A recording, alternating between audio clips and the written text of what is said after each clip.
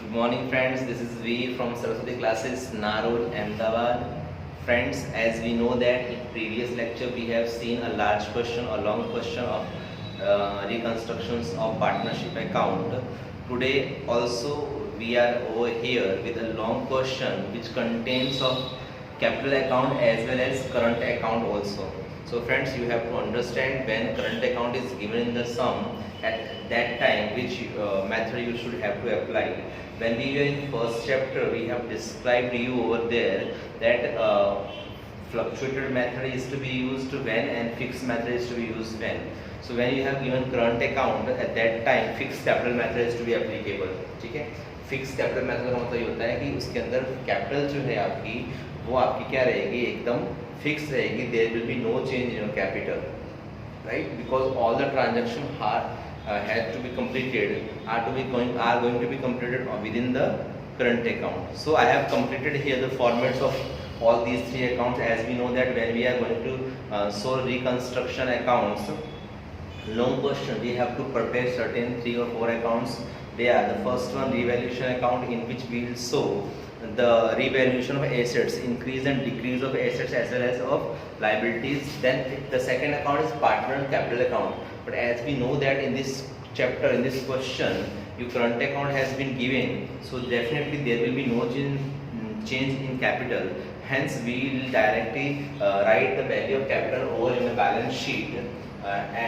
Here instead of partners capital account, we will prepare partners current account. Friends, if someone wants to make partners capital account also, he can make also. Don't have any issue regarding this one. Okay friends, so let's have a start with a new question, question number 11 from chapter number reconstruction of partnership. Long question. See, what is the data given to you? Manju, Prabha and Meena are the partners of partnership firm. Okay, their profit and loss sharing ratio is 5 3 2. You have already given the ratio 5 3 and 2. They want to change their profit and loss ratio into 3 2 1. तो वो convert करना चाहते हैं. तो मैंने आपको last lecture में भी बताया था कि when the data is given regarding to convert the ratio, आपको उस रेशियो को ध्यान में लेना ही नहीं है. तो ये क्यों दिया हुआ है? आपको कंफ्यूज करने के लिए.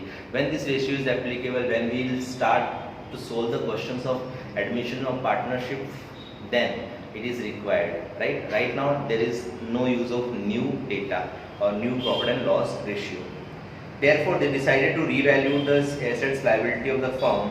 From the following information, prepare revaluation account and balance sheet after revaluation. ठीक है फ्रेंड्स, सो क्या करना, आपसे एक रिवैल्यूएशन अकाउंट मांगा हुआ है और बैलेंस शीट मांगी है. तो पार्टनर्स करंट अकाउंट के बारे में कुछ नहीं कहा हुआ है. तो अगर नहीं मांगा है तो भी हम बना देंगे, कोई इशू नहीं है. ठीक है, स्टार्ट करते हैं. First of all you have given the certain data. First data is about capital. So capital को हमने डायरेक्टली बैलेंस शीट में कैपिटल अकाउंट के अंदर क्या कर दिया, लिख दिया. तीनों कैपिटल एज यूजुअल जो दी थी वही की वही कैपिटल. फिर करंट अकाउंट दिया तो हमने करंट अकाउंट बनाया हुआ है. सो करंट अकाउंट में लिखेंगे at the credit side. Current account की क्रेडिट बैलेंस है. अब हमें कैसे मालूम पड़ेगा क्रेडिट बैलेंस है कि डेबिट बैलेंस है? तो देखिए, आपकी लायबिलिटी साइड जो भी बैलेंसेस होंगे उन सबकी बैलेंस क्रेडिट गिनी जाएगी, और एसेट साइड जो भी बैलेंसेस होंगे उन सबकी बैलेंस क्या गिनी जाएगी, डेबिट मानी जाएगी. ठीक है, तो क्रेडिट साइड लिख देंगे तीनों की बैलेंस 10,000 20,000 एंड 9,000. उसके बाद आपको नॉन करंट लाइबिलिटीज में बैंक लोन दिया है. तो friends, we know that bank loan is our liability, so we have to put over in the liability column. जो लाइबिलिटीज है हमको लाइबिलिटी में दिखा देना है, जो एसेट्स हमको एसेट्स में दिखा देना है. See next one is there creditors लिख दिया. अंदर लिखा है, एक लाइन छोड़ी हुई है क्योंकि क्रेडिटर्स के ऊपर कुछ ना कुछ इफेक्ट ऑलवेज रहती ही है, हमें ध्यान रखना है इस चीज़ का. Bills payables are given to you, but no change in no entry is there, so we have right over there at the outer column. On the other hand, regarding assets, the first one is non-current assets. Now, what do you mean non-current assets? Those assets which are not current assets. Those assets which are to be used for a long period of time, they are known as non-current assets, like land, building, plant, furniture, like one. So it is given over land and building 1 lakh rupees. I have written in inner column because in 100% cases there will be some entry regarding this one. Machinery का भी 50,000 मैंने अंदर लिखा हुआ है.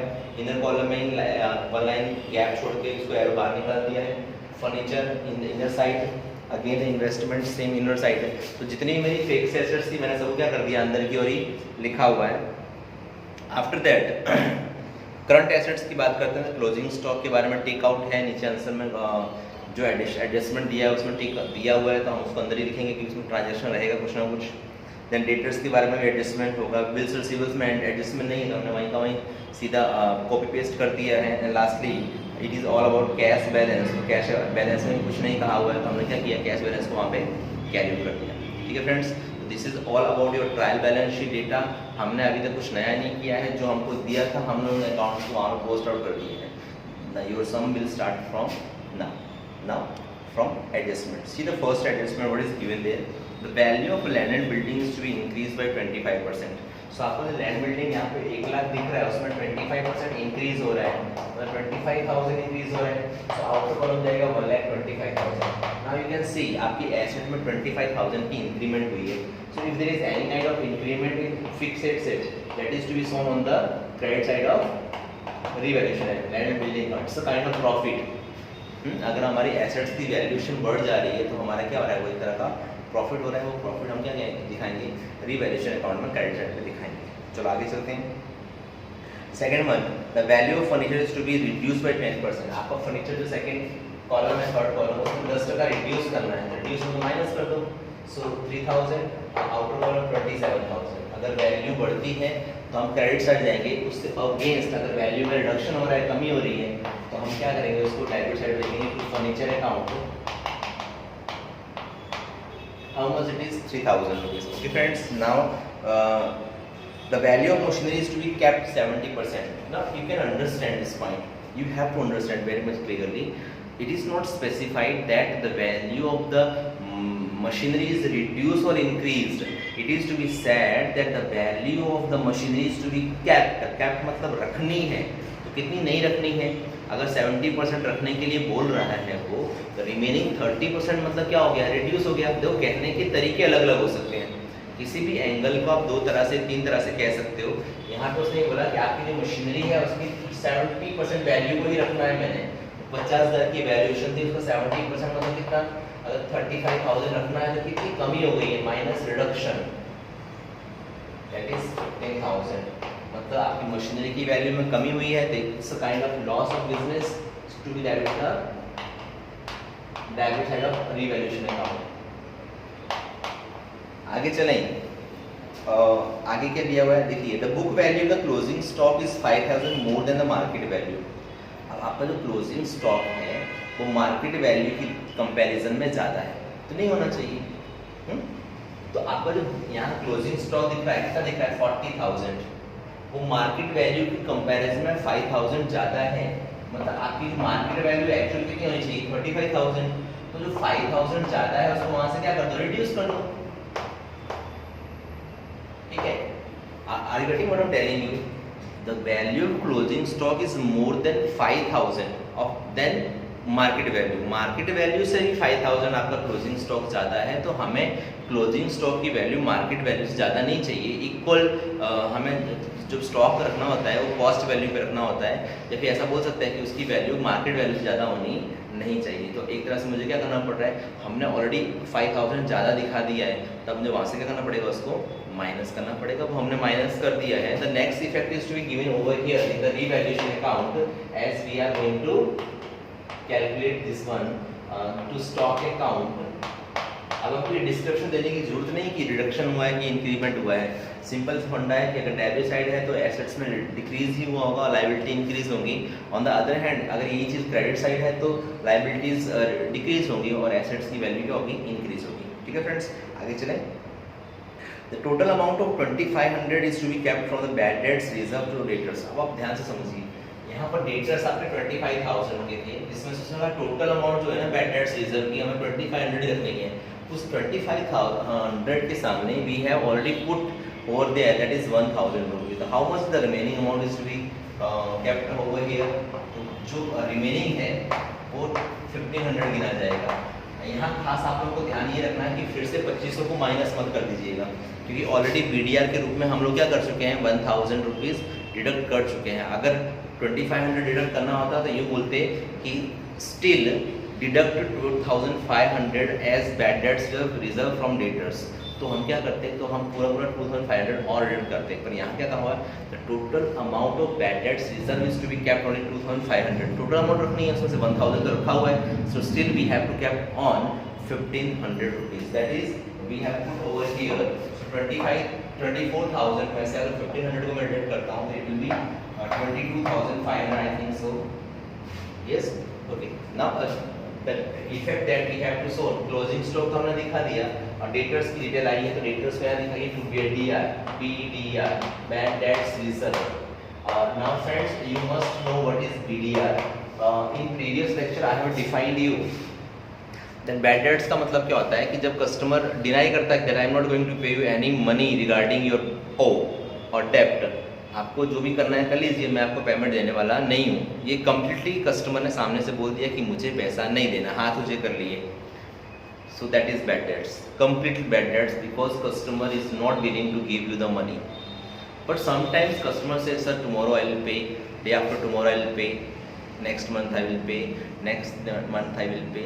If this kind of circumstances happen, whenever he is promised at the same time he will not able to pay that sum of money, so that's a big blow. So that time we have to make an adjustment, make an provision that might be possible this customer will not going to give me full money, or whatever the amount he has to pay, certain amount is to be kept at bad debts reserves.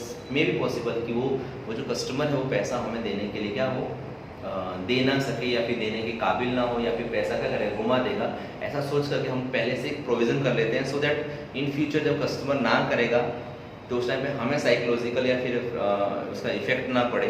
हम पहले से ही mentally तैयार रहते हैं कि yes हमें पहले से पता था कि कस्टमर पैसा नहीं देगा, तो जो माइंड की साइकोलॉजी है वो पहले से क्या रहेगी, फिक्स रहेगी कि ये कस्टमर अगर देता है पूरी amount then it's well and good, but if not giving then we can say yes we know that he will not going to give us the money, so this may be possible.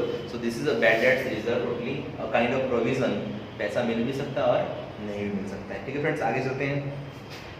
An amount of 3,000 among of creditors now not to be paid, ठीक है कोई issue नहीं है। Debtors आपके जो creditors हैं उन्होंने क्या कहा कि आप मुझे 3,000 मत पे करना, रिडक्शन हो गया, तो ये मेरा फायदा की लॉस है, ये मेरा फायदा हुआ। तो 40,000 के क्रेडिटर्स में से 3,000 नहीं पे करना, मींस वी हैव टू पे now only 37,000, it's a benefit of the business, so should be credited on the credit side by creditors account 3,000 rupees. Okay friends, now after that what is to be said, interest on bank loan for the last 3 months is outstanding. Now see, your bank loan is there 30,000, on from last 3 months interest has not paid, so 30,000 का आप 12% निकालेंगे 3 month की detail देख करके, so it will be 900 rupees, और वो 900 rupees interest अगर हमने नहीं पे किया है तो it's our liability, we have to pay this one, और लायबिलिटी को पे करेंगे मतलब खर्चा बढ़ेगा, तो it will be to outstanding interest account, outstanding interest account 900, और ये खर्च है तो यहाँ दिखा दो outstanding interest on bank loan, that will be 900. So okay friends, this is all about your question and adjustments.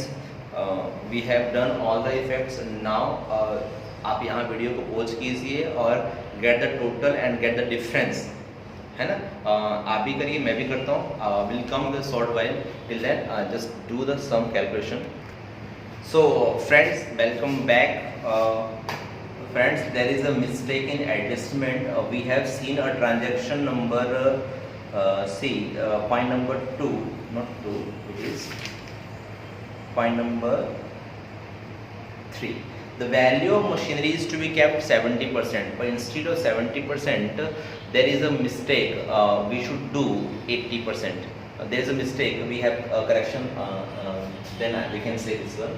So अगर मशीनरी 50,000 का है उसका 80% अगर हम मेंटेन करेंगे तो 50,000 का 80% कितना हो जाएगा 40,000, तो रिडक्शन कितना होगा 10,000, इस 10,000 को उठा के हम यहाँ दिखा देंगे मशीनरी अकाउंट में, फिर प्लस माइनस करेंगे फ्रेंड्स, तो रिवैल्यूएशन अकाउंट में हमारा टोटल आएगा 28,000, उसमें से डिफरेंस निकालेंगे, खर्चों को माइनस करेंगे, लॉसेस को, will get 7,600 which is to be divided in all 3 section 5 and 3 and 2 ratio, so we'll get this one and divide. After dividing, this is to be convert from partners current account. कहाँ ले जाएंगे इसको? Partners current account में ले आएंगे. तो 3800, 2280, 1520. वहाँ से हम जो डेबिट साइड था उसका हम क्रेडिट साइड लाएंगे, getting the total, and at the end of the day we will find CF of current account 13800 और 22280 एंड 10520. ये सारी कैरी फॉरवर्ड कहाँ किया जाएगा? बैलेंस शीट में. आपका जो डेबिट साइड है, ये डेबिट साइड क्लोज हो रहा है, तो इससे बैलेंसेस जो होंगे वो क्रेडिट बैलेंसेस माने जाएंगे. So balance sheet on the liability side with the heading current account, Manju, Prabha and Meena, इन तीनों कैपिटल करंट अकाउंट को वहाँ सॉल्व करेंगे. Get the total 46,600 output column आएगा. और after doing all this calculation and totalling will get 3,44,500 as a total of the both side of the balance sheet, and hence your balance sheet matched on. So friend, this is all about a big question regarding current account.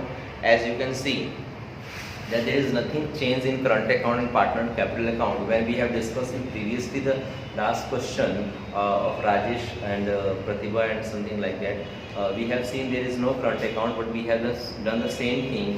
Prepare a capital account, any kind of profit transfer to on that account, and close that account and transfer to balance sheet. Here is one more thing that we have done कि capital account पहले से आपको दिया गया होगा, तो हमने क्या करना, डायरेक्टली कैपिटल अकाउंट को सॉल्व कर देना बैलेंस शीट में, और फिर करंट अकाउंट के लिए एक अलग से फॉर्मेट बना कर क्या करेंगे, हम लोग उसको ट्रांसफर करेंगे at the end of the day.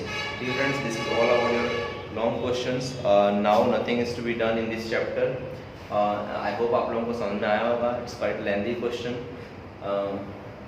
Video पसंद आया है तो लाइक कीजिएगा, शेयर कीजिएगा, सब्सक्राइब कीजिएगा, और साथ साथ बेल आइकन बटन दबाना ना भूलिए, सो दैट अगला वीडियो जैसे मैं तैयार करता हूँ आपको उसका नोटिफिकेशन तुरंत मिल जाए फ्रेंड. ठीक है फ्रेंड्स, तो इस मेथड के जितने भी क्वेश्चन हैं वो सारे आपके होमवर्क में रहेंगे. आप उसको अच्छी तरह से प्रिपेयर करिएगा. ठीक है, कोई भी कंफ्यूजन हो तो मुझे टेक्स्ट मैसेज कर दीजिए, तो कमेंट बॉक्स में जाकर मुझे कमेंट कर दीजिए, सो दैट कोई भी क्वेरी होगी तो मैं उसको आपको फेस टू फेस और मैसेज के द्वारा सॉल्व करने की कोशिश करूँगा. ठीक है फ्रेंड्स, तो नेक्स्ट वीडियो लेके आता हूँ. तब तक आप घर पे रहिए, सेफ रहिए, सुरक्षित रहिए और प्रैक्टिस करते रहिए. तो बाय.